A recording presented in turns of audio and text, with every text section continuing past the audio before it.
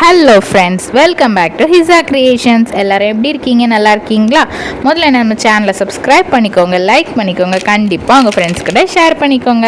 இன்றைக்கி நம்ம பார்க்க போகிறது ஓவல் பிரேஸ்லெட் எப்படி பண்ணணும் அப்படின்றதான் இன்றைக்கி பார்க்க போகிறோம். அதுக்கு முதல்ல என்னெல்லாம் திங்ஸ் தேவை அப்படின்னு நம்மளுக்கு தெரியணும், அப்படி தானே? என்னெல்லாம் திங்ஸ் தெரிஞ்சால் தான் நீங்களும் அதை பண்ணி பார்க்க முடியும். ஸோ ஃபர்ஸ்ட் என்னெல்லாம் திங்ஸ் தேவை அப்படின்னா, ஓவல் பீட்ஸ் தேவை.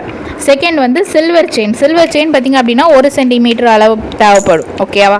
அதுக்கப்புறம் ஜம்ப்ரிங்ஸ் 1 போதும். சாம்ப்ஸ் எலிஃபென்ட் சாம்ப் எடுத்துக்கோங்க, அப்போ தான் செம்மையாக இருக்கும். அதுலேயும் 1 எடுத்துக்கோங்க, சரியா? அதுக்கப்புறம் இதை எப்படி செய்யணும் அப்படின்னா, முதல்ல 0.1 எலாஸ்டிக் எடுத்துக்கோங்க.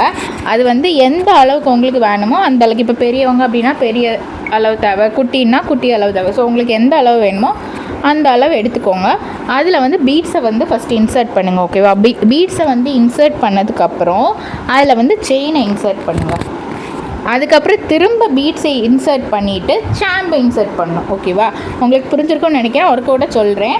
முதல்ல பீட்ஸை இன்சர்ட் பண்ணணும், அதுக்கப்புறம் பீட்ஸ்க்கு அப்புறம் செயினை இன்சர்ட் பண்ணணும், அதுக்கப்புறம் திரும்ப பீட்ஸை இன்சர்ட் பண்ணிவிட்டு சாம்பை இன்சர்ட் பண்ணணும்.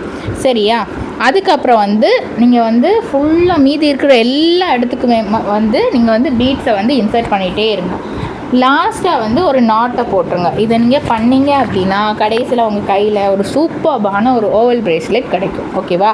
ஸோ இது உங்களுக்கு வேணும் அப்படின்னா நீங்கள் எங்களுக்கு கமெண்ட் செக்ஷனில் நீங்கள் கமெண்ட் பண்ணலாம். நீங்கள் கமெண்ட் பண்ணி ஒரு 2 டேஸில் நாங்கள் டிஸ்பேட்ச் பண்ணிடுவோம். உங்களுக்கு ஈஸியாக லோ பட்ஜெட்டில் உங்களுக்கு கிடைக்கும்.